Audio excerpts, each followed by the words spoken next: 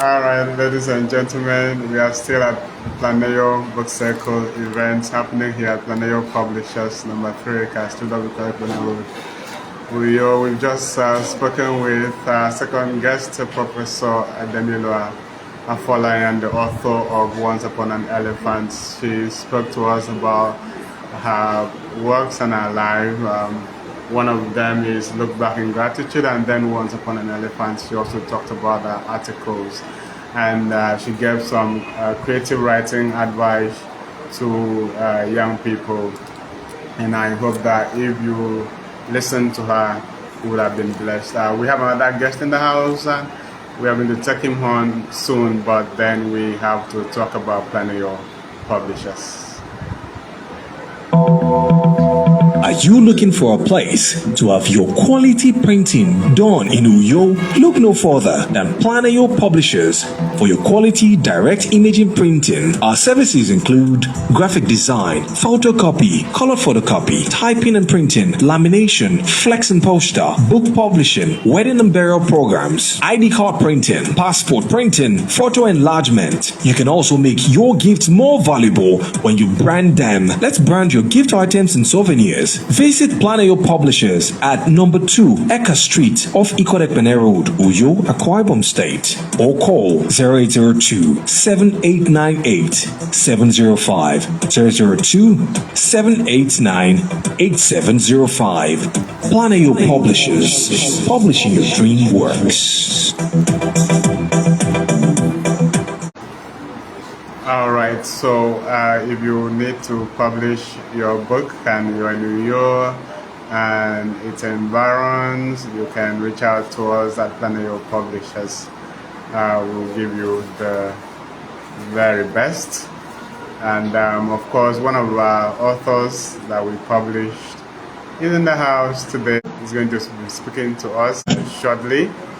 And so I would like you to stay on and listen to him. I hope to bring him on shortly after this break. Hello, ladies and gentlemen. My name is Dr. Umoette. I am the founder of Planeyo Book Circle, and I am making this call for books. If you're an author or a publisher in Nigeria and you would like your books to be read at Planeyo Book Circle, I would like you to send us at least 10 copies of each book. Then we'll be able to read them during our meetings. Remember, we meet every first Saturday of the month. And in November, we're meeting on the 1st of November, 2025, because that is the first Saturday of the month. If you want to reach out to me to send me copies of your books, call 080-2789-8705. Again, 2789-8705. Thank you very much.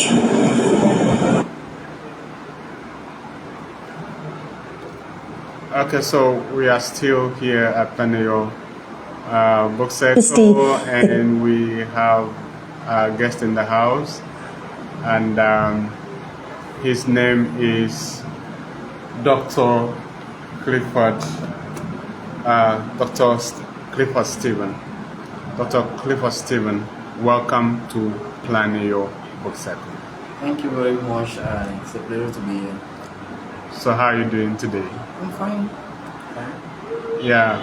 So you are the author of The Leadership That Leaves a Mark, Dr. Sylvanus Ukafia's archetype. Tell us about what the book is all about. Well, we live in an era that people define leadership to be position. People don't think that leadership is about position. People think that leadership is about seniority, and that has really influenced how we perceive leadership to be.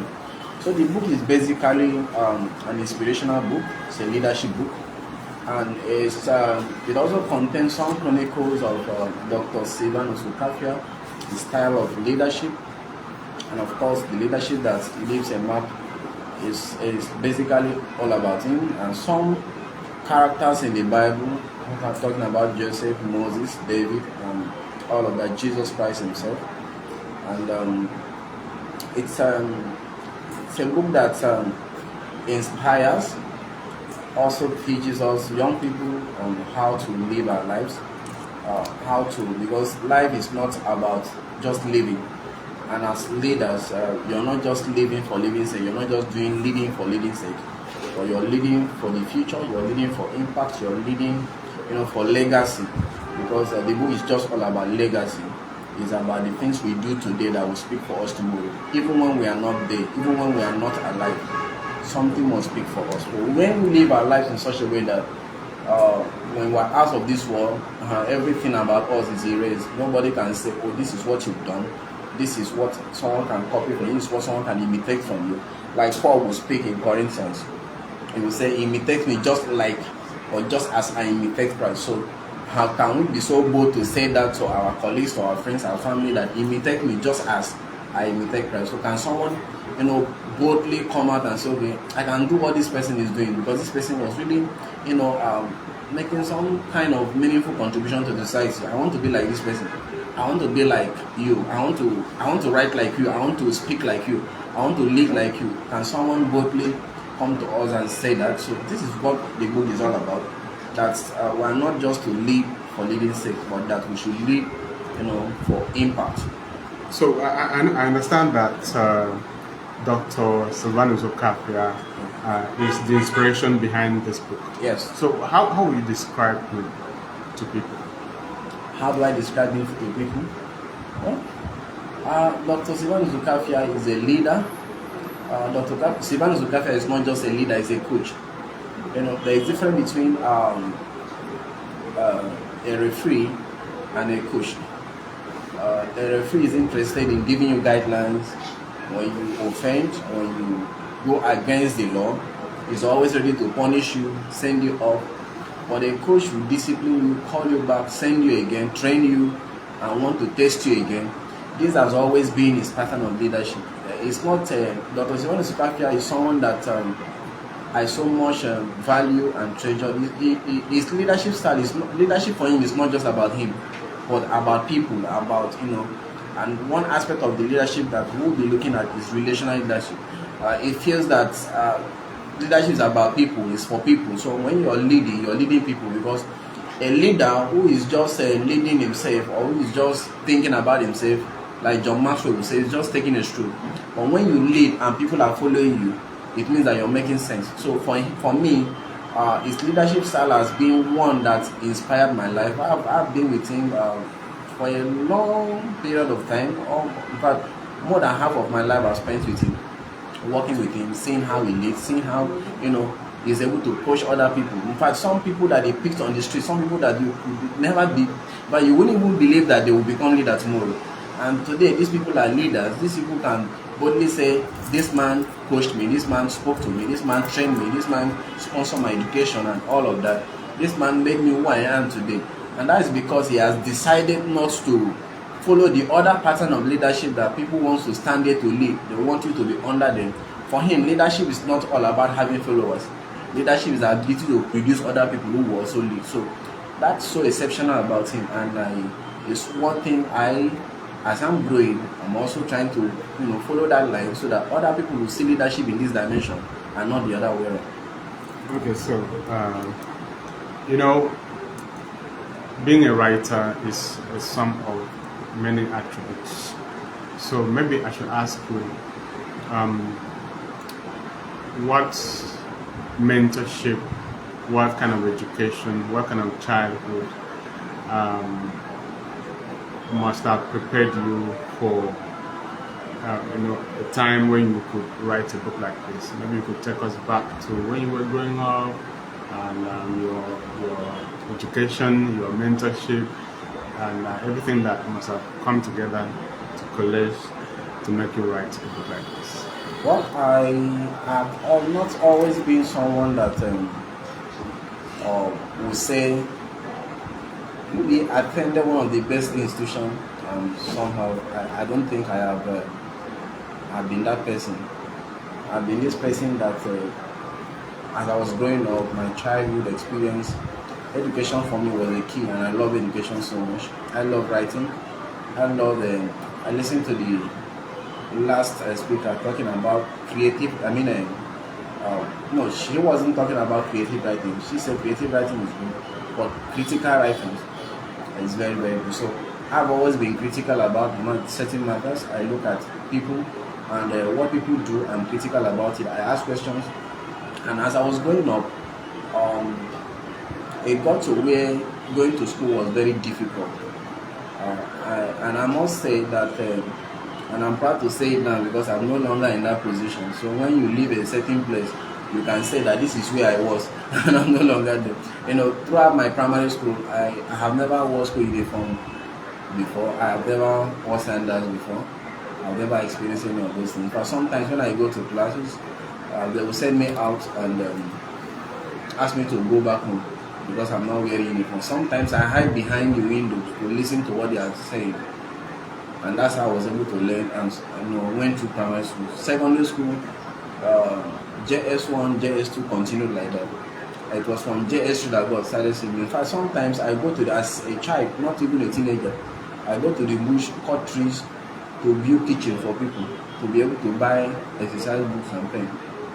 So that's how my life was, and that shows that I had interest in education, and I was always motivated. Someone asked me a question the other day when I finished my PhD. What is really motivating you? You're just going and you're not stopping. And for me, I told the person, well, if I explain what is motivating me for you, it may not be what is going to motivate you, because for me, I love education from onset. I love writings. I love to see people, being transformed by reading. So I was always a reader, and with my experience in life, which the person who was asking me, I doubt the person had similar experience, but the person was just looking for what to motivate him to get to that level. But you see, sometimes experience can push someone to begin to do certain things that the person can never imagine. So my experience was part of the things that pushed me to have interest in writing, especially critical writing. I was always very critical about everything around me. Anything I look at, I try to think and try to come out with problem solutions, and all that. So for me, writing is part of me, is who I am. And when I don't write, I remember before this book, there are many other books I've been able to put down, sometimes poem. When she was talking about poem, I remember during secondary school, I've received like 3 awards for poem. And I don't know why I'm no longer into it, but you see, what is part of you is part of you. And what you love doing, you love doing. However you do it, however you produce, whether you're producing something different, it's writing, and you just love writing. So for me, I'm just passionate about writing. It's just something that is in me. Okay, so tell us about your formal education up to, because I know that you have a PhD. So tell us about the journey. Well, like I started sharing, the journey wasn't that easy. The journey won't be complete without this same man I'm talking about, leadership that lives in man, Dr. Sylvanus Ukafia's archetype. When I said that from JS3 things changed, it was because he came for me. And from that JS3 to today, things actually changed because of him, because of God using him. Like I said, from that primary, a lot happened. Secondary, things started changing. University, I attended this school here, our local Oxford, according to him. They will call the University of Uyo our local Oxford. So I attended the University of Uyo, where I studied religious and cultural studies. I've always wanted to do English or law. Those were the things, because I love writing. So, and through divine intervention, I was able to go into what I studied. Then from there, I moved to Unical, and also through his support, I moved to Unical. And Unical, where my office also posted me to, I was able to do my master's in the University of Umoette, and I finished from there. And I did many other professional degrees and all of that. Then I moved again to Uniport, where I That's my PhD. Unical. From Unical to Uniport. Okay. I have my PhD in University of Port Harcourt. Okay. And currently working on another doctorate program outside. So Wow. that's how That's amazing. my life has been. Yeah, so at what point did you think of becoming a pastor? Becoming a pastor, that aspect of my life is something that I remember I told you I've always wanted to be a lawyer. And I've always wanted to be a literal kind of person. Just let people read, let people get motivated, let people get inspired, let people learn from something. And until God appeared to me in my dream and spoke to me about this religious and cultural studies, I've never known that there's a course like that. And in that very, very nice, I went and checked the book. I was able to see that such course is there. It's part of union curriculum. So the next day, I wrote the JAM, and on Monday, JAM then was on Saturday. Then we used pencil and paper. And on Monday, I went to JAM office, bought change of course form, and switched. I wanted that law because my dad has suffered so much from people who just want very calm man who don't want any trouble. So he gave out his land. The place was kind of evil forest. So he stayed there, and the place now is city. So he gave out the land to everyone. And the people are even struggling with our own house there to take the place. And I wanted that law to collect all the land back. That was the only thing that was in my mind. But you see, God has a way of today I'm not that lawyer. I've been able to make my own elder brother a chief who is struggling to collect the land back. I told him, don't bother, just leave it and let the people just be, But the literary aspect of me couldn't just leave me. So I just have to write. So, and from there, I always see myself kneeling down and a hand will pour oil on my head and things like that. But the call wasn't just to be a pastor that will stay in a branch, conduct sermon, collect offering, live my life. No. It's a way of training other pastors, teaching them. Of course, I've been in training other pastors and elders and all over the world now for about 7 years now. Sometimes International Pastors Conference, I've always been part of the training to ensure that people have good education before going to ministry. And not just waking up to say I want to be a pastor, but they are properly trained to be a pastor. So that's my own area of calling. But I'm being addressed as a pastor there. Yeah. So what are the testimonies, the great things that God has done through you as a pastor so far? That I will allow people to say, not me saying it, but so far I've been feeling, because when people confirm your calling, testimony is a way of people also confirming your calling. So when people confirm your calling that this person, God has used this person to do this, to do that, you feel excited, you feel like, wow, this is God doing. So many times people just felt, especially this book, because you don't know how far. But during the last International Pastors Conference, people came from all over the country. The man that came from Burkina Faso, they speak French. They picked a copy of the book and they said they are going to translate it into French and publish it. I said, no, I have not discussed with you. I said, no, I'm going to tell you first before getting back to them. And they said I should send to you that they want to, translate it into French. And so it's a way of ensuring that the people get, it's not just reading it, but it's also inspiring, it's also changed, it's also transforming life. So people taste. But the day this book came out and people started reading, in the night they will call me. I said, what is the point? He said, I'm just reading the book this night, I couldn't sleep. So people have a way of appreciating you. It may not be that someone was sick or someone was dead and I raised the dead. But there are other things, other impacts, especially through the book. I know many people who have reached out. But when you're talking about the spiritual aspects, that are reserved for people who have been healed, who have experienced some touch, to also testify that this is what God is also doing through me.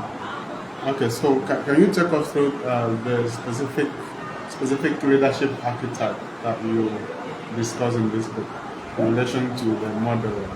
What? Purpose-driven leadership. I thought about purpose-driven leadership, talked about visionary leaders, talked about servant leadership and relational leadership.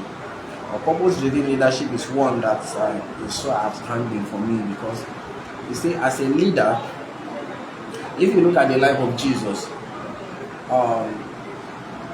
it's very clear that you can't do something without being driven by something. Yeah. If you're not being driven by something, you will never take that thing that you're doing so serious. So he will always remind himself, for this cause I came. I came to do the will of my Father. I came to do this, I came to do that. Now, if you look at, the Bible said that we are the life of the world in Matthew 5. Sorry, quoting scripture, I'm a pastor. No, in Matthew 5. You're afraid. And now, a light, they say that a light, this is set on a hill and cannot be hidden. And if you look at, John Maxwell will define leadership as influence. He said that leadership is influence.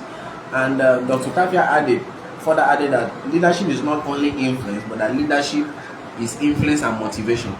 So as you influence people, also have the skill to inspire the people to do certain things.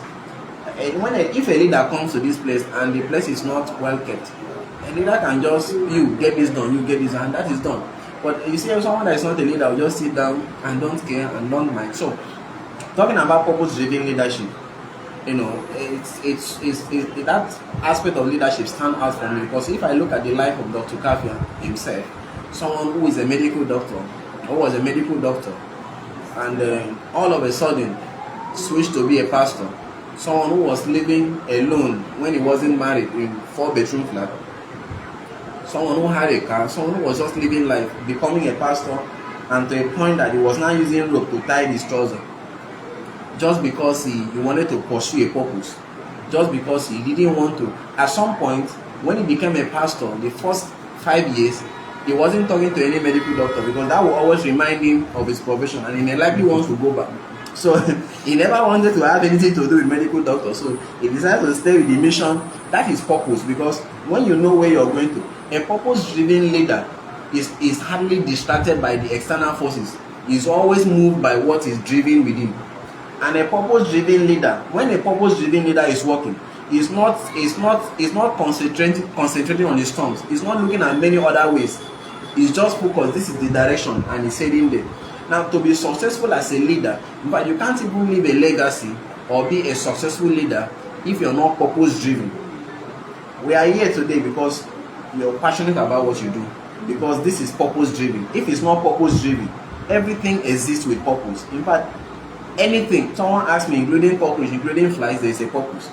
So if you ignore that purpose, they always tell us, in those days when we were younger, that when abuse is inevitable, when the purpose, or how do they put it?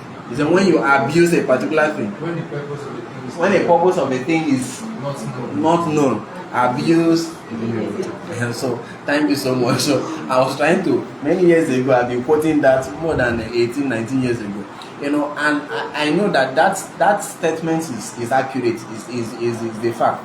So when you don't pursue a purpose, then you're going to abuse. When you don't understand the purpose why you're doing what you're doing, then you're going to abuse it. So purpose for Jesus was not something you could negotiate. And purpose for Dr. Sylvanus Ukafia, the man, I wrote about his life and everything about him, it's not something for him that you could just. So purpose-driven leadership for me is key. Although visionary leadership is the key, they are all relevant, but you see, purpose is something that each and every one of us have to pursue first in life, because if you don't know your purpose, you'll just be pursuing many things. You don't even know what God has placed in your heart or what God has called you to do. You just want to do everything. You see, today this person is learning how to make egg. Tomorrow this person is learning how to sew. Next tomorrow is learning how to dry clean. The person is just confused, not even knowing that this is what God wants me to do. So purpose-driven leadership is key. The other day someone was trying to explain to someone about me. And the person came and told me, this person very big in the state is telling me this about. I said, I don't even know. How did this person even know me? And this person was busy telling the other person, you see, Clifford is very focused. What he wants to do, if you can't shift him out, you will pursue that till he gets to the end, and he will do it. But that has always been me. I don't know how this person gets to know. So when it comes to purpose driven, I don't negotiate with anybody. So that aspect is a key to me, and I love it so much. Yeah. So when you are talking about leadership, it reminds me of the nature of our society in terms of the kind of leadership that we have. So if our leaders read this book, what kind of leadership vision do you want to see in society for the leaders who read this book? Well, it's just one or two things there, and that is legacy. You know, when you are driven by, if I die today, legacy is not only for those who wants to die. You know, there are people that when they want to die, that is when they want to start living well. Some people, that is when they want to repent so that they will go to heaven. That is not what legacy is all about. That is the one that tricks God. Legacy is all about you now, what you're doing now, that people can see. Because when the Bible said that we are the light is not when you're dead. The light is what you're doing now that will make you the light, even the salt of the earth. So that is what legacy. The society we are in now is so decayed that we need leaders. Because when you think of the life after now, we have eternal life to live later. When you think of the life after now, that whatever you're doing now will decide or determine how the life after will be. And if you know that stealing money in government, stealing money from church, you know, robbing and killing, you know, sacrificing human beings. I read an article the other time talking about ritual killings and the rest of them. If you know that all these things are bad, in fact, you will know that if you do it, that in the life after, there's going to be an implication. Now, if you realize all these things, all of them are legacy. They are all, you know, put into the category of legacy. So, the life you're living now, if you die now and people were to write a testimony about you, what would they say? You know, so that's for me. It stand out for politicians, stand out for whoever is leading, that lead for tomorrow. Lead knowing fully well that you may not remain here forever. Lead knowing fully well that people need to look at the life of Jesus, for instance. Only 3 years till today we're still talking about him. And sometimes when people die, someone lives, a respectable person in our city died, and some people I say, why are you mourning? This man has done, look at the life he's living, has done so much. And I should be thinking about my life, who has not done so much.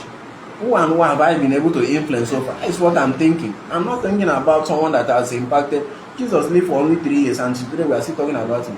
What are you using your life to do? So what we use our life to do is very, very important. Legacy is something that every one of us should think of.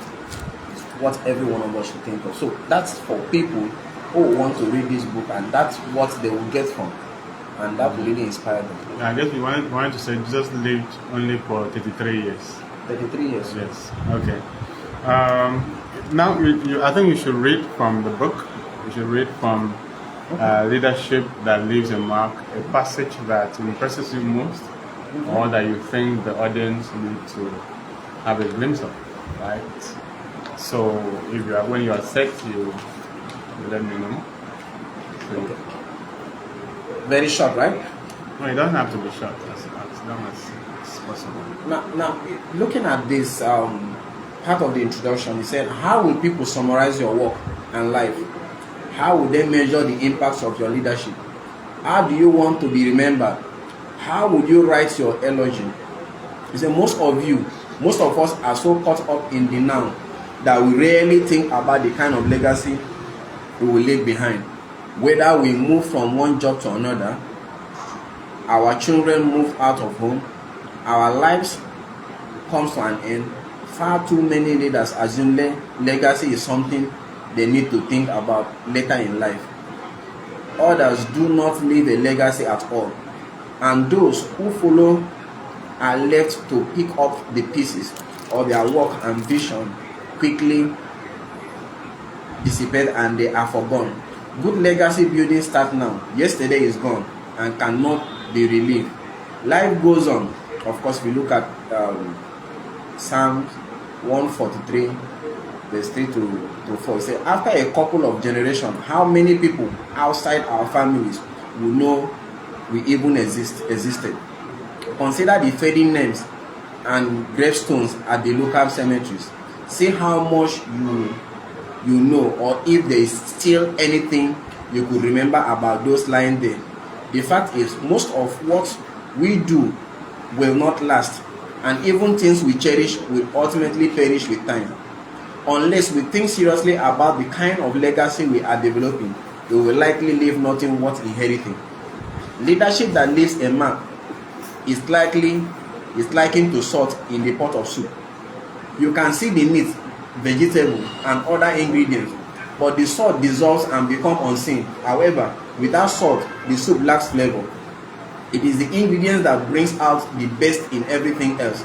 Similarly, effective leadership does not seek to be the most visible or praised, but works behind the scene to bring out the best in people and situations. A leader who truly makes an impact does not need to be in the spotlight to be effective. Their influence is felt through success, growth, and well-being of those they lead. So this is not about you, but the well-being of those they are leading. He said they empower others, set the right decisions, the right directions, and create an environment where people thrive, just like salt enhances the taste of every other ingredient in the soup.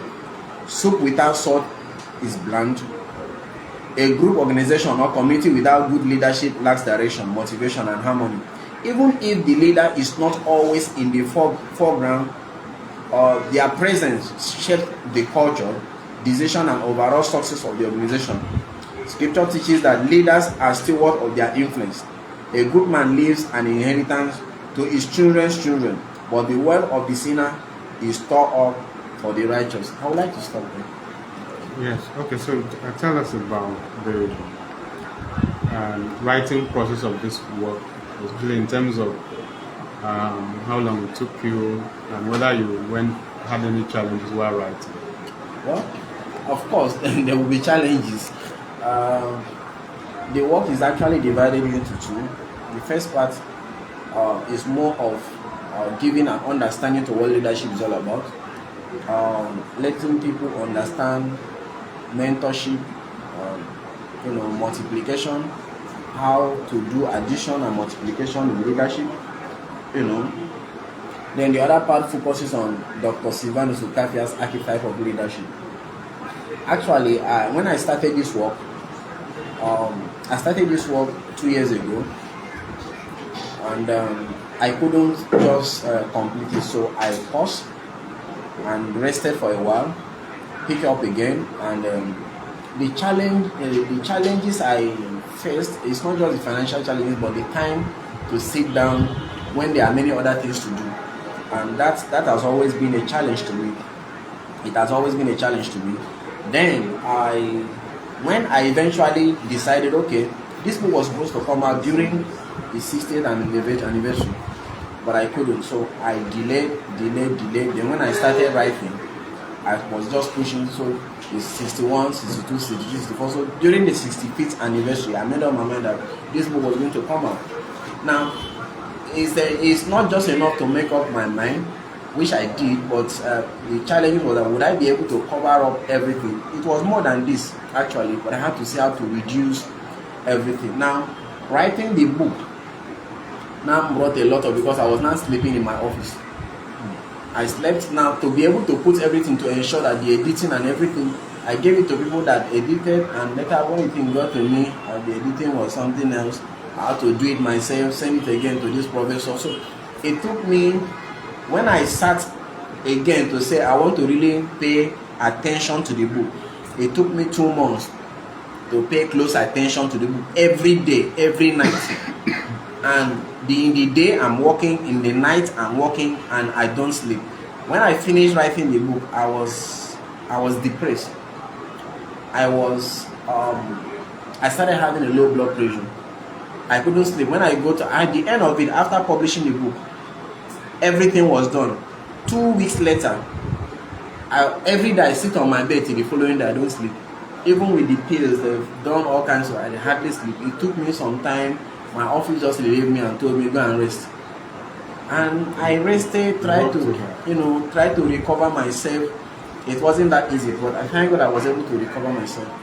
and that was the challenges I faced. But the writing, it was interesting, you know. And many times I've cried while writing the book. I hardly cried, you know. I lost my mother the same year, lost my father the same year with my mom, and my brother died. I never cried. But writing this book, I cried because you could see the man. In the other parts of the book, you could see people submitting their testimonies about Dr. Ukafia, what he has done. Someone will say, I went with him to this meeting and he preached, and after preaching the honorarium, everything they gave him, including the snail, the food, he just gave it to me to go home with. And I remember 2 weeks ago, he took me to a place and said, share. They asked him to come and share his life. And he asked me to go and share. I went and shared his life. They gave me everything. The driver, they dropped me. As I was going, they called me back, carried everything, the envelope. I thought that it was just the drink. I saw a wine. Only for me to go and open the honorarium, everything, the envelope, everything that they gave me, handed over to me. I called him and I told him that this money is yours. I'm bringing it to him. He said, congratulations, it's your money, it's your... You know, so you could see a man that, you understand? So how can I work with you? Don't come for the money, you cannot see it. You cannot see it. So you can see a man that is just so generous and always ready to offer his assistance. See how people do. Yeah, so you know, because I have had an encounter with him once in a while over time, and one thing I noticed about him is that one is he's punctual. Yeah.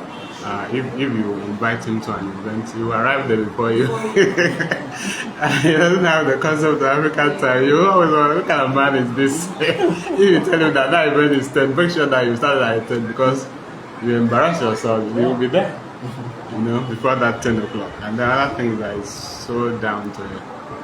He's very humble. So whatever you write, all the attributes written about him in this book is actually correct, because the testimonies are all over the place. It's one figure that inspires people that you can really follow without having problems. And just so this one is my mentor, that you will not disappoint you. So that's the thing. Tell us about when you were publishing this book, your experience that you had with us at Planeyo Publishers. Well, the experience wasn't a very tough one. I thought that this is actually my first book I've officially published. I've published articles, different journals. If I'm not mistaken, up to like 28 articles so far. Wow. But to say I've published a book, this is my first book. And I used to think it's going to be very difficult to, especially when you meet someone that is not straightforward. I will give them, you come today, come tomorrow. But you see, when I came and they started with the fact that the whole thing was not properly arranged, you know, to the standard what I wanted. So I've already paid money for someone to do that. And I saw that the rearrangement was done within 1 day, that the guy took almost 2 months to arrange. And within 1 day, that was done. And I wasn't charged for it. So I was expecting at least what you pay for this rearrangement, and that wasn't. So that alone was like, oh, I'm in the right place, you know. So the publishing, the process, I was expecting, when sometimes you are, you know, when you're being pressured and you're burning and you kind of extend the anger on the people, you're like, what is happening? What is print? And you see the mood and the tune that the response will come, and you will just be like, you just calm you, and don't worry, the work will be ready. And I'm like, what kind of people exist in this life? Expecting this person to give it back to me. You brought your work now, you just want to carry. Of course, it's something that will take like 2-3 weeks, you know, for everything to be ready. But don't worry, today you will get your work, and I will just come carry the work. Tomorrow, come and get your work. I will just come carry the work. So it for me, it was strange, especially, you know, we are in Nigeria. So it was strange. So that's the experience wasn't a bitter one. It was something. In fact, at some point I started recommending people. When I work with people, sometimes people started engaging me. This book, I've written this book to this point, I can't complete it. When I finish the book, I will tell you, where are you publishing? This is the only place I think they can give you what you want. So that for me, and the person who recommended me, my cousin, Ntene, Yeah. who is no longer in Nigeria now. When he told me, That is in that Canada. place, if you go to the place, in fact, I wasn't listening to anybody anymore. And I saw when they brought that book, I was in the office. The book passed through me to Dr. Ukafia. So I saw the quality. I said, no, I'm going to the place. So the experience was awesome. It's awesome.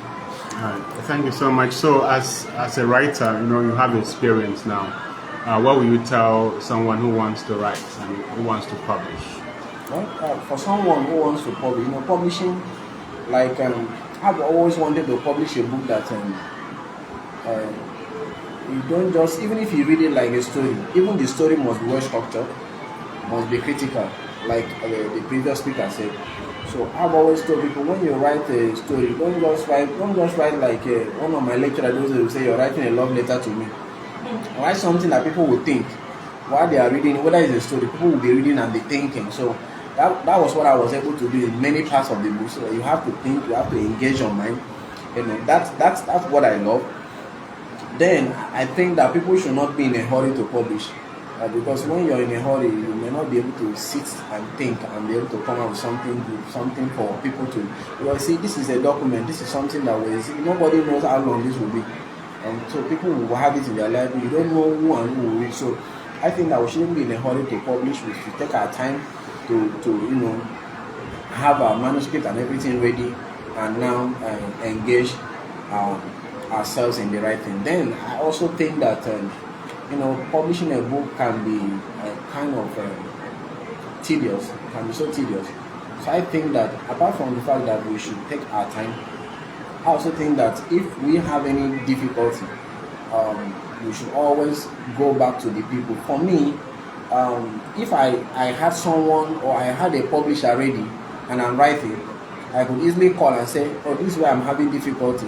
What can you say? But nobody was there, so it was the experience. My first time experience was difficult. So if you have a publisher like this publishing company now, one can use, okay, this part, how do I structure this part? What should I do? And you get advice from there. And also the editing part of it, it was also difficult. Those were the things I also struggled with. So if you have a good editor, which I know this company run that, it will also be easier for your work to be properly published. So I think that writing is sweet, writing is good, writing is one of the best things anybody can ever engage in. But you see, there are many things that we ignore that brings down the whole thing and make the work look so amateur. So I think so. All right. So we spent quite some time speaking with you. So I would like to talk about your vision, where you project for yourself, for the writing world, say in the next 5 to 10 years. What kind of society do you want to see in terms of how we can reposition society through leadership and all of that? Okay, my society may be different from your society because my society, there's a scope to everything. My society may not be the touts on the street. My society may not be those in government. My society for now, in the next 5 years, if you give me the next 10 years, my society is covering those in politics, those on the street, and even student community. But in the next 5 years, my society for now, or my scope, is majorly for the priests, the pastors, those in on the pulpit, those in church who are doing God's work. And that's why by December, I'm thinking of coming out with a book. The volume is so big. I'm trying to see how I can reduce it. Maybe make it volume 1 and 2. The Preacher's Companion is almost ready. And so that will tell you that I'm making a shift towards this particular group of people to see how I can influence them. I can, whether it's part of leadership, I can ensure that the right thing is done. Someone don't just go to the pulpit and pick the mic and start shouting, and the Lord says, what is the Lord saying? Let us know what the Lord is saying from the text. So a lot of things are going on, especially in this our part. So people need to have better insight into God's word and know what to do. So that's for me in the next 5 years I'm targeting. And also part of the 5 years is also do a little touch with the student community and see how I can influence them positively. And after that, I can better go into talk about politics and other things, because of course when there's a problem there should be a solution. And when you have a problem like that, we writers shouldn't just keep quiet. You can talk about politics using poem and talk about politics different writing. So I think that those are the things. It's not something I should just relent effort. And so after publishing one, I should. In fact, the more you write and you say that you've succeeded in one, I should have that courage and passion to push further and produce another one. But you see, sometimes we are being tempted by, because this one you succeeded, you just want to just keep publishing anything published you want to send, without critically looking at those things that you're trying to push out. So I want to push out something that the society, by the sending of this book, I get amazed. If I come to you and say I need 50 copies, those 50 copies don't stay up to 2 days. They are all gone. I don't the way they pack. In fact, I don't. This is the only copy I have. The only copy I have, and this one, I protected it. I brought it from my home, my library at home. It's not even in my office. And Dr. Ukafia sometimes, because the book is so, he has other publications. We have up to 500 still in Ghana must go. For this particular one, wherever we go to, is that book still with you? I will bring, you will sign and give it to this person. And sometimes the people will say, no, Pastor, we want, the book is not many. And the price is cheap for people to be able to afford. In fact, the one I'm coming with, if I have partnership, I will make it free for Pastor, because I want everyone to read it. And so that is it. I look forward to partner with the company and also engage young minds and the pastors in particular.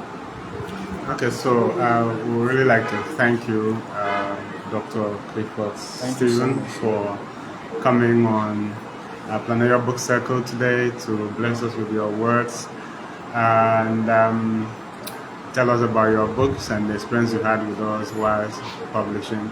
I know that you have a lot to say about leadership in the church, but we'll wait until that your book comes out because that's a whole new topic on its own. And through your words today, I think that Pastor Ukafia has been celebrated because he's a mentor, and this book lives on to celebrate the man who has sacrificed his life to be a good example to everyone.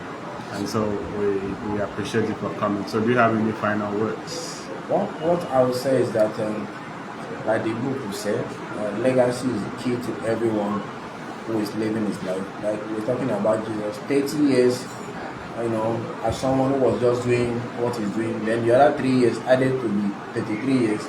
Within 3 years, he was able to do something that today every one of us is following. So, for me, if Dr. Ukafia dies today, because nobody knows. Don't even imagine it. Nobody knows whatever will happen. But you see, like the one that just passed, is something that when we are celebrating. When you live a successful life is a successful life. God will not let him go today. God will keep him till the numbers of years he wants to do. But you see, if it happens, it's something that someone can say he has lived his life. Like me, I'm never afraid of death if it happens. But the question is, have I been able to impact my generation? So everything is leadership. Everything boils down to leadership. So I want to encourage everyone. If you're living your life and not thinking about legacy, it's a wrong way to live. So let all of us think about legacy. Legacy is the key. Thank you so much.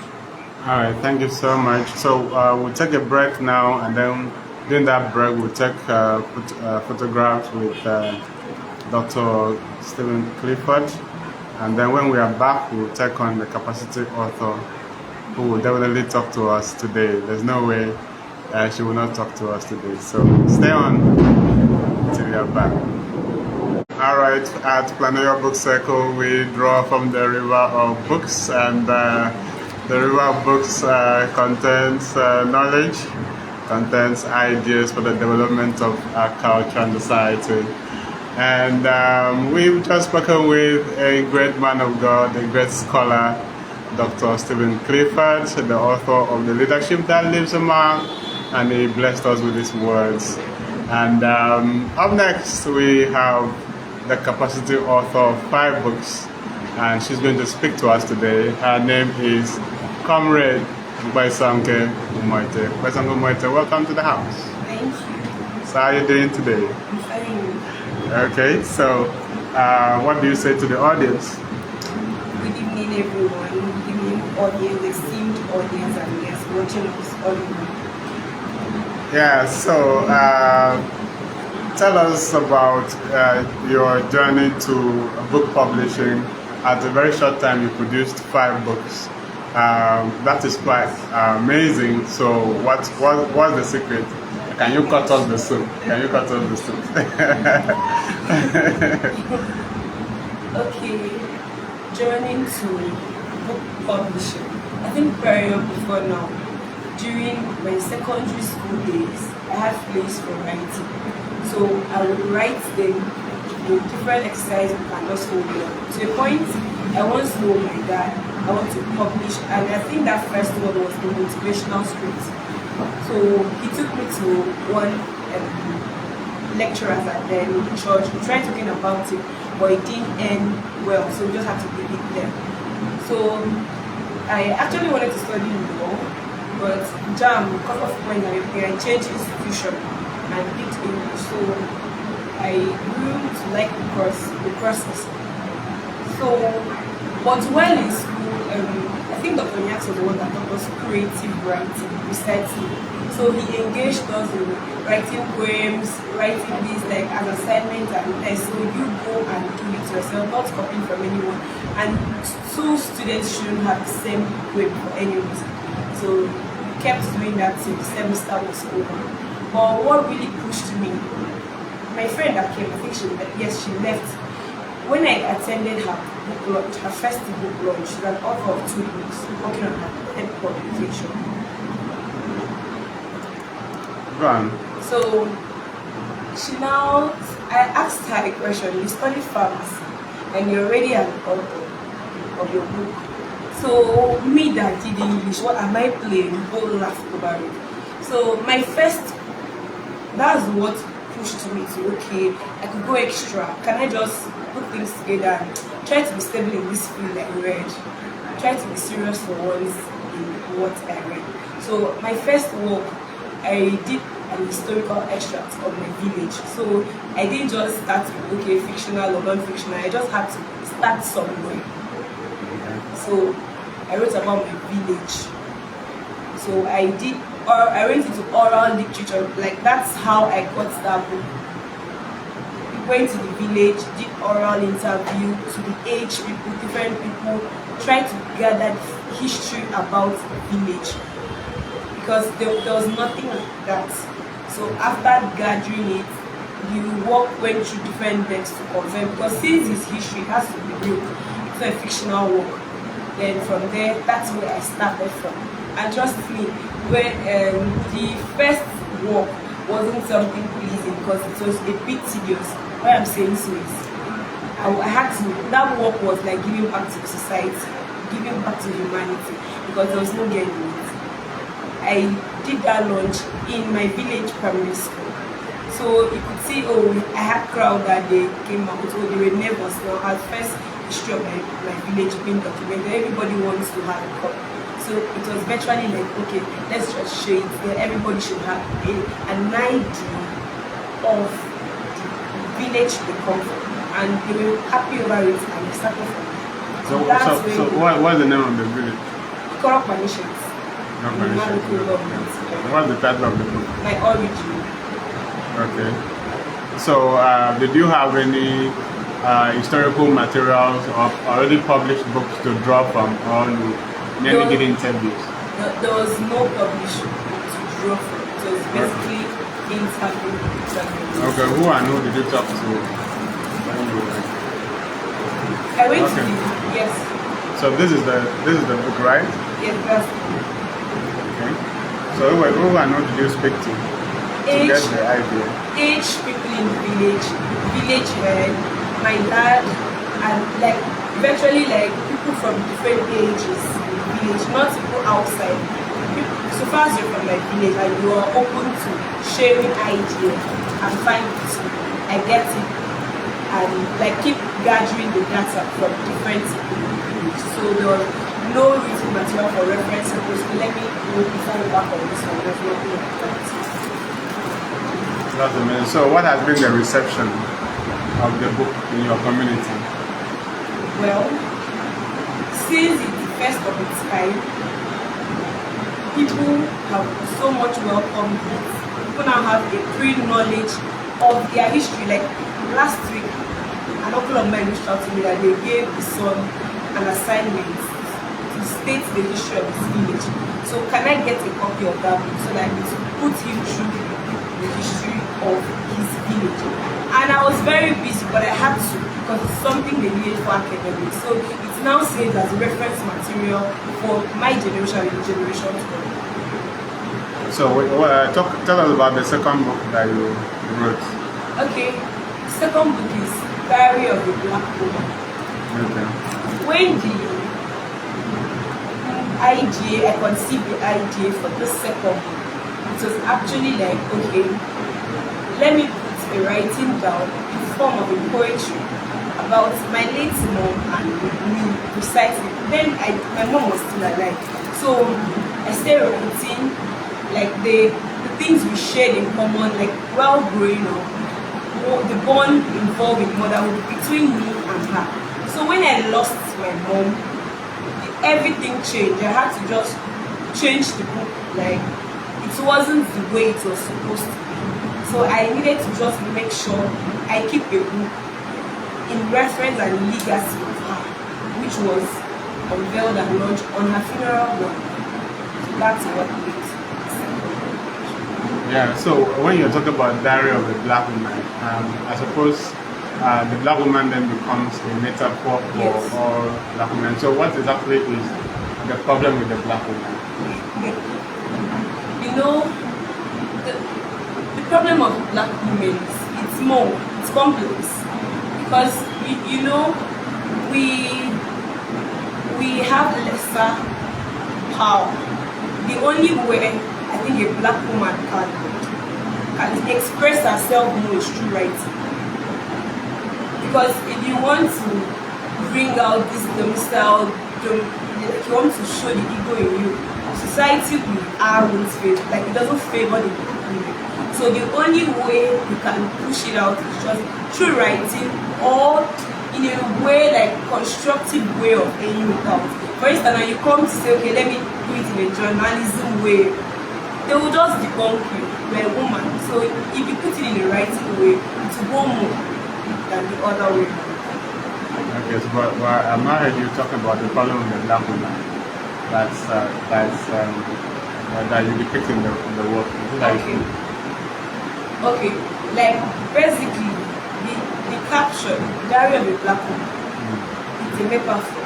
But in the real work, it's about two main characters. Like it's a two-section book. Okay. First 50 and the last 50. So the first 50 is about the mom, the last 50 is about me.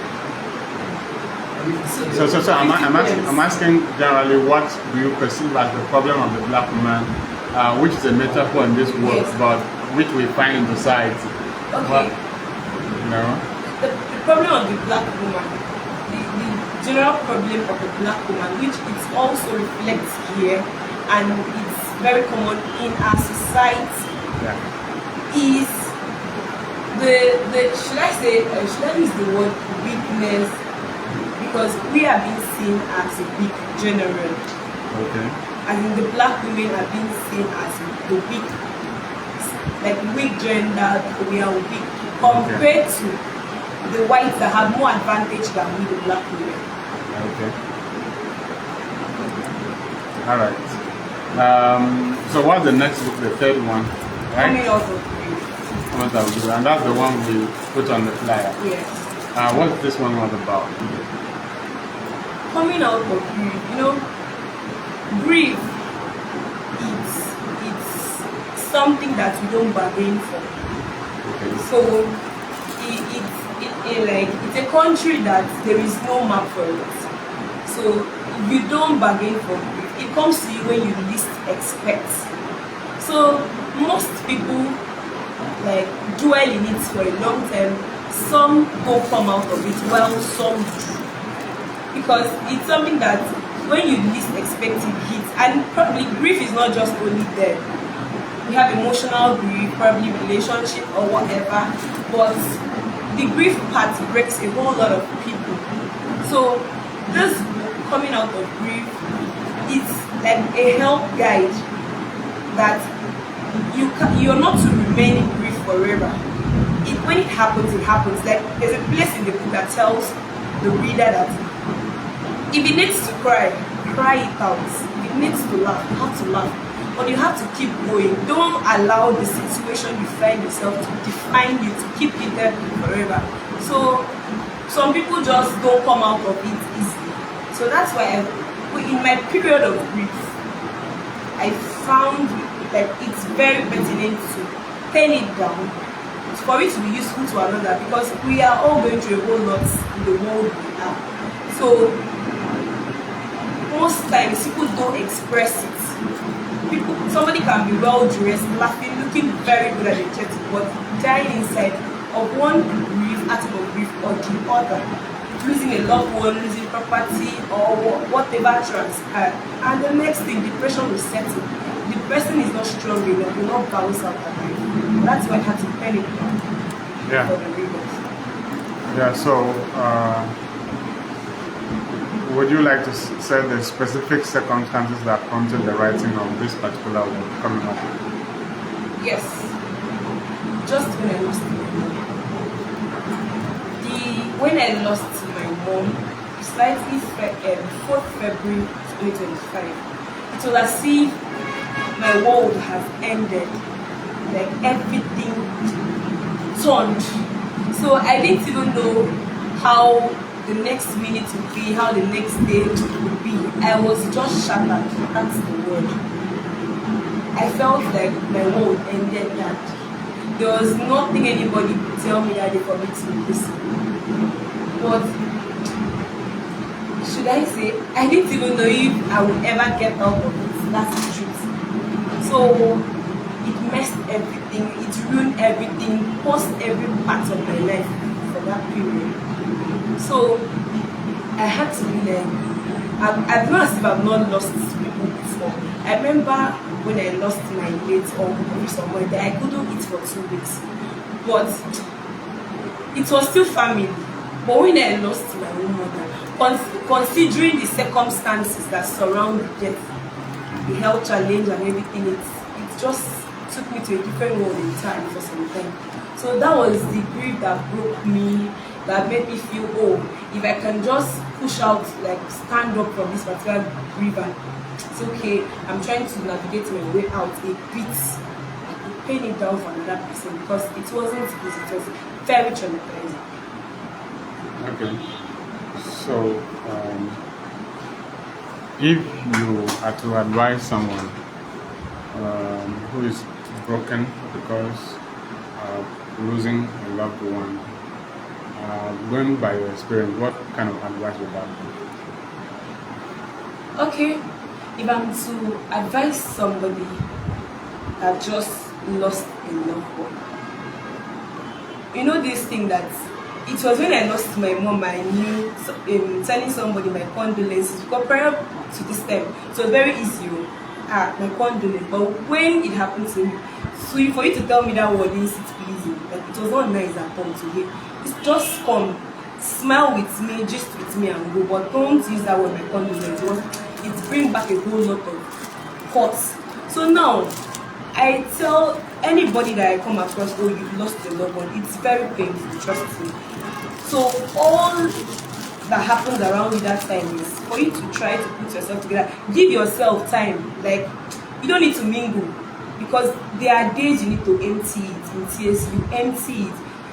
There are days you need to smile. It's not something that somebody will advise somebody. Don't cry. Don't cry. No, leave the person. Cry it out. Laugh it. Sometimes be happy. When it comes, just go down and cry it out. you'll be fine with time, just a matter of time. Or if it's to advise somebody, oh, you just lost your loved one, or mix up, sorry, don't cry, let's just with you. It will never, you are even killing the person, because the hurt to be stored somewhere, and it will lead to depression that people didn't think it would come. Okay, so let's talk about your next book, the fourth one in that order. All That Remains. All That Remains. Okay, what is it all about? Okay, All That Remains is a drama work, and in All That Remains, this work, I didn't have to wait to the point of losing my father before I know the relevance of the father. So I had to, it's penned down the fatherly love, the bonds, his childhood, the memories, everything. In fact, the character in this book is a Akwa character, a Tubudo and Adia. My father is a Tubudo in the family hierarchy, and I'm Adia. Okay.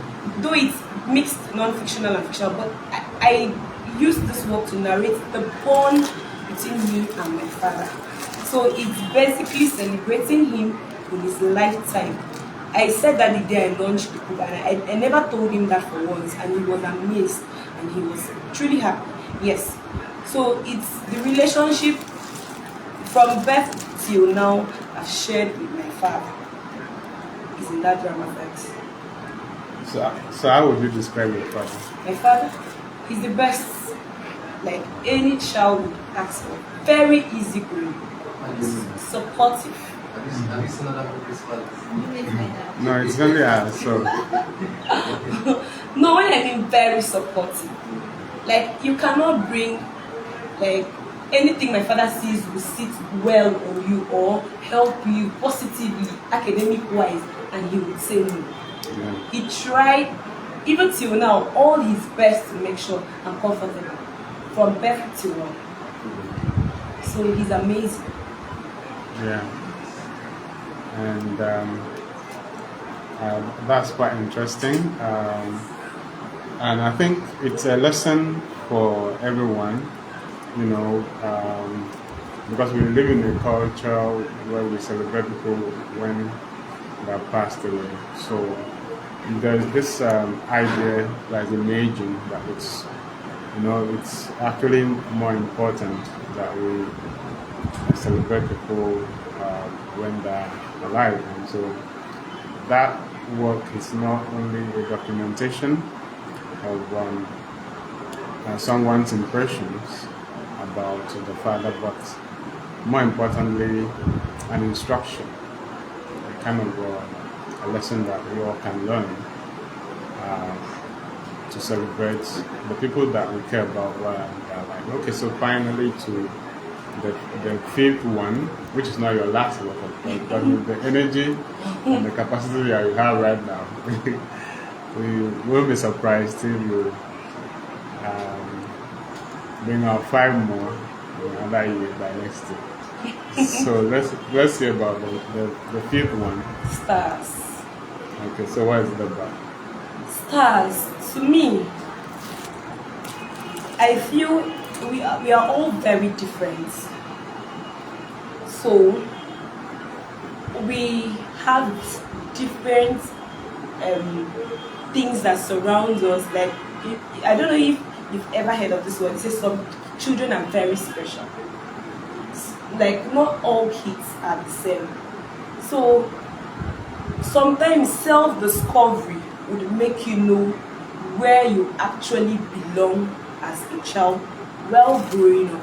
Like the previous speaker said something. He tried describing himself while growing up, the passion that kept him driving, because he knew where he belonged and where he's going to. So from situation of my birth till things that have been happening to me, I bounced out of it, I kept going, made me know I'm a special child, because I've gone through things that should just like make me give up on a whole lot of things, but I keep pushing. So that's when one day when I sat on my own and I was like, okay, this special breed of children, of individuals, that they are very zealous about life.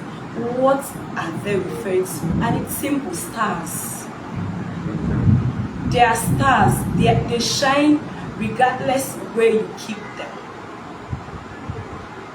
and they came to this world to fulfill purpose, not just living.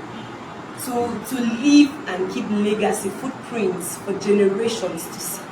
So that's when the title dropped, and I pondered and pondered and pondered, and I took pen and paper, and I made sure I did justice to that title, because to at least the next generation, not even the next generation, a few persons that are interested to define their passions in life and where they are going to can.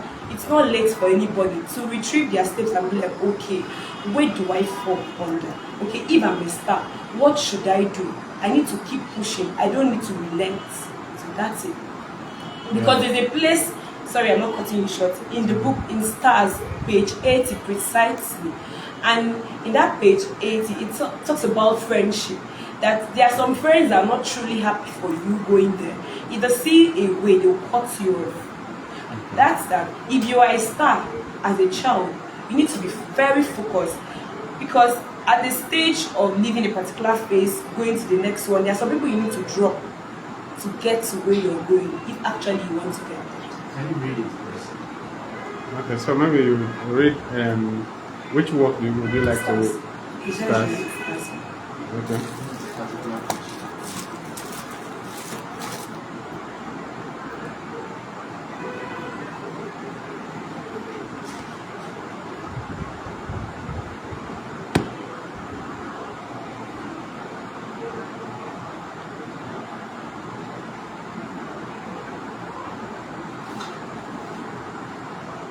Okay, let me read this page for you.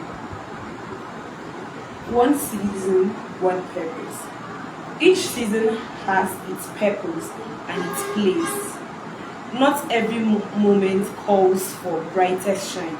Sometimes I dim my light to give others space to find their own and make their moment mine. So I'm going to explain just that part for you. Now, each season and purpose has its own place. For instance, it's not every place as a star you must shine. You must identify the place, your actual place that you can flourish or you can shine well. Because if you go to where you won't be able to shine well, trust me, you will not even shine at all. So identifying your purpose will lead you to the right direction where you're heading to. So that's it. Okay, so which other book would you like to read for us? Do you want to know my origin? Okay, let me read.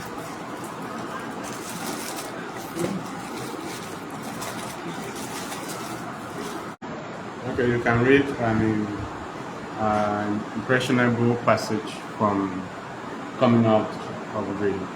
Okay. Okay, let me read this, please. Grief is a country with no maps. You don't choose to go there, it chooses you. One moment, life moves with its familiar rhymes, and the next, everything is broken and unfamiliar. What comes after loss often feels like a silence, too heavy to bear, a darkness too thick to navigate. This book was born from that silence.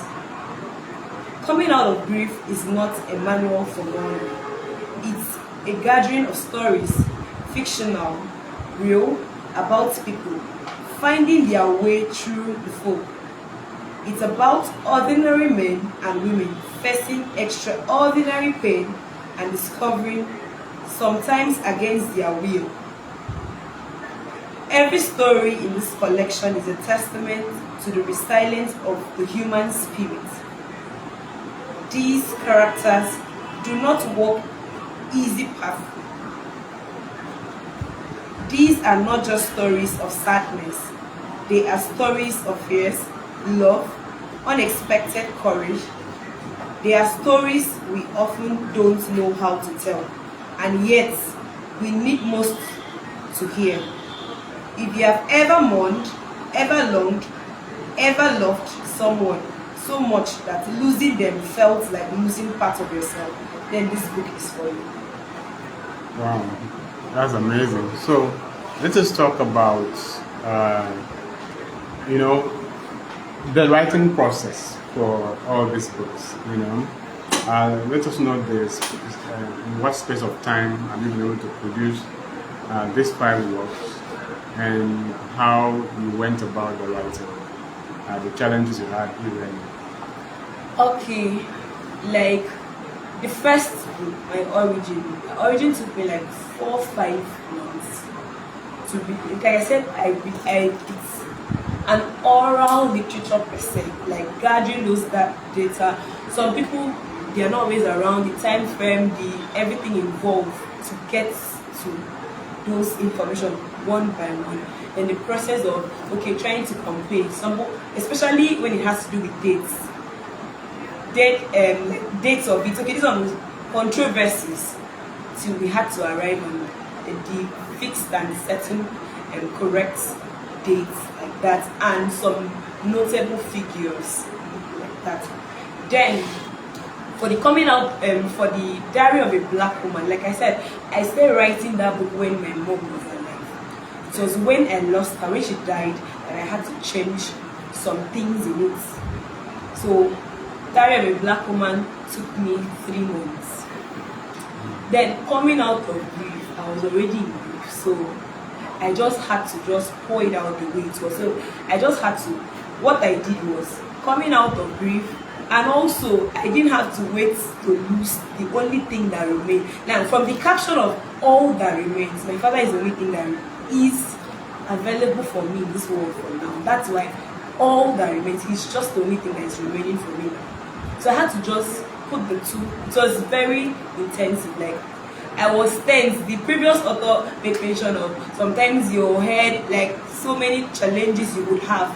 It's very true, because when you're putting yourself in the taxing shoe of delivering those kind of tedious tasks, especially when it has to, like mine was 2 works, so it was up and down. Then for the stars is my last for now, and the year is up. So stars took me 3 months. So in a space of, let's say, a year, because I did my first launch in December 31st, and it's just barely a few weeks to December. So in the space of a year, I've had 5 books. So it's been time demanding, financially, the brain work and everything. The pressure yourself. Sometimes I feel drained. I just have to give myself rest, then continue, because it's what I am very intentional at the moment. Wow. So what advice do you have for other writers? Usually those who are new to writing. Okay, my advice for those who are coming up or who are new in writing: 1, be very passionate, because if you don't have zeal for something, you will not keep it pushing. If actually I did not have zeal, I would have just stopped with my origin, just fling it down, look for other means, other things. But since I developed and had passion for it kept me going. Then your company, people that surrounds matter a whole lot. Now, the reason I'm saying so is, show me your friend, I'll tell you who you are. When I started writing, 2 of my friends are authors, the pharmacist and Peace. I think Peace is an author of 4 books, pharmacist, author of 2 books, and she's working on that too.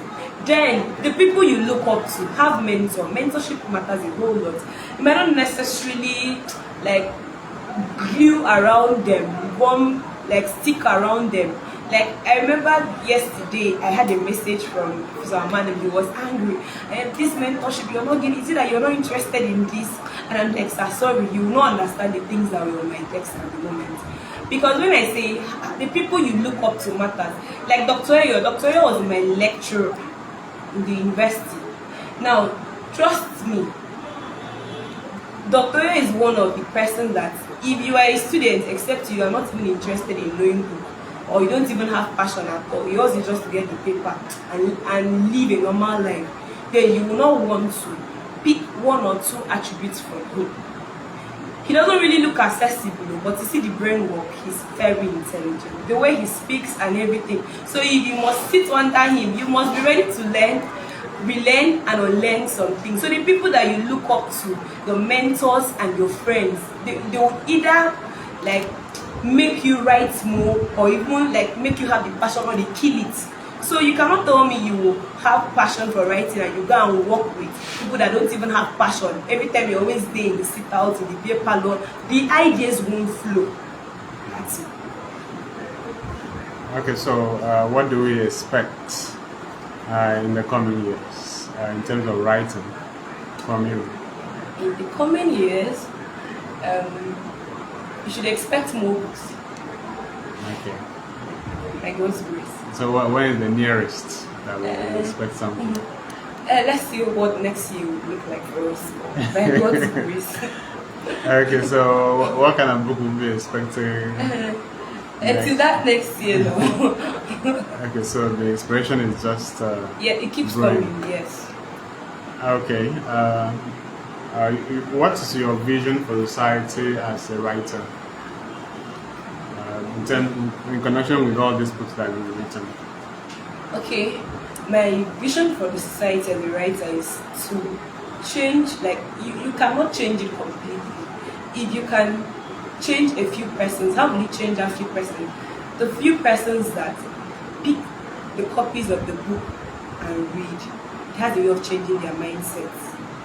The books I read as an undergraduate, some of the books with Dr. Yo's book and some other lecturers' book, it also changed us in a way. It changed our thinking, perspective, and everything. So it's not as if as a writer you change the whole society. No, it's not possible. But you change the few who are willing to be changed, who are willing to be nurtured. Because when you pick, for every book somebody picked to read, not necessarily an author or anybody picks a book to read, two things are involved.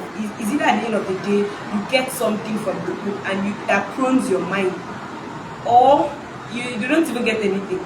So for every time somebody carries a book, whether it's motivational, literature-wise, any academic book work, your duty is to learn something from it. So when you learn something from it, the few that are reformed by that work would also affect the others that they have around them, and it will go down.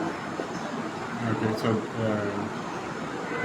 do you have writers that you admire and look up to?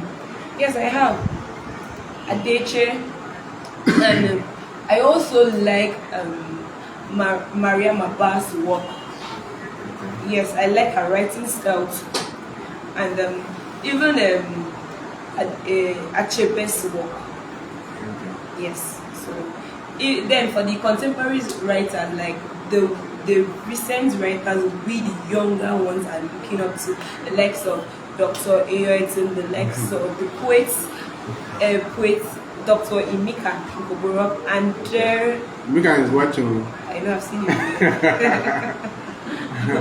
And who else? A few others. At least let me mention the few I've mentioned. Okay, so your final words.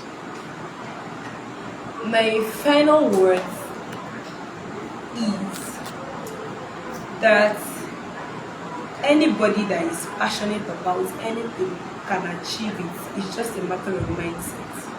Okay. So if someone needs this book, how will they reach you? How they reach me? Through my Facebook. Okay. Mkpoisongke. All right, no problem. So thank you so much, Mkpoisongke Umoette, capacity author of 5 books. It's an amazing job that you're doing, and I urge you to keep it up, because we need more writers, we need more books in our society, and even as we urge to widen the readership through encouragement of the reading culture in our state. Of course, that's why Planeyo Book Circle is set up, among other book clubs in the states and beyond, to revive the reading culture in Nigeria. And with that interview with Comrade Mkpoisongke Umoette, Planeyo Book Circle 2nd edition has come full circle. We've had a long day and we have to place a pause at this moment. So what follows next is a photo session with everyone before we call it a day. Remember, we'll meet again first Saturday of December 2025 here at Planeyo Publishers for the next edition, the third edition of Planeyo Book Circle. I ask you to keep a date that time. During that time, another set of authors will be here to talk to us, and I hope that we'll get to see Hansen that day. Because Hansen, we don't even have enough time to talk to Hansen today, so we hope to see him in December. Hansen, welcome. I hope you have something to say to the audience, just a brief word. Hansen, can you see yourself in the camera? Yes. You can say something. I'm actually very happy to be here. I mean, I always like this kind of cycle, so Yeah. this is home. Yeah, so we'll get to see you in December, of course. Love Udo, do you have any message? Do you have anything to say as we go? Goodness, because you don't even want to say hi to the family. Planeyo, and say your UKA. All right, so that's been it at Planeyo Book Circle for today and for the month. I'll see you in December. Have a blessed day.